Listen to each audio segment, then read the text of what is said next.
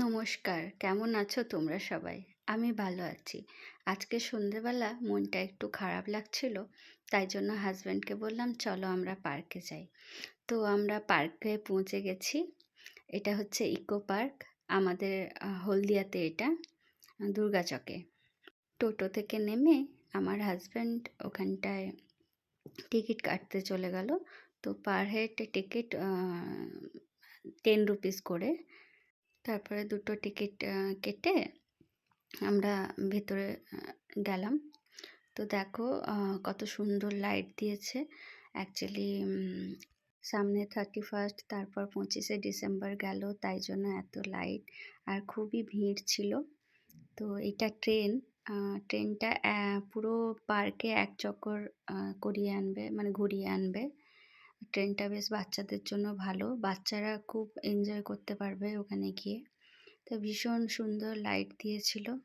আমি আর আমার হাসব্যান্ড হেঁটে হেঁটে যাচ্ছিলাম। তো তারপর এখানে কত সুন্দর সুন্দর মানে দোকান, মানে ভেতরেই খাবারের দোকান, চায়ের দোকান। ও হলো তনয় সাহা, আমার হাসব্যান্ড।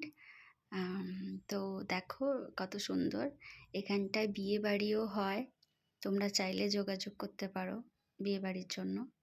এখানে এই কাকুর দোকানে যখনই আসি আমরা, কাকুর দোকানে চা খাই। কাকু খুব ভালো, খুব মানে কথা বলেন ভালো। তো দুজন একটু চা খেলাম। তো দুজন চা খেয়ে কাকুর সাথে অনেক গল্প করে তারপর বসেছিলাম, অনেক ফটোস ভিডিওস নিচ্ছিলাম। তো আমি এই দোকানটা ভালো করে তোমাদেরকে দেখাচ্ছি, তোমরা দেখো। তোমরা গেলে এখানে চা খেয়েও, অনেক কিছুই পাওয়া যায়, স্যান্ডউইচ, সামোসা, অনেক কিছুই।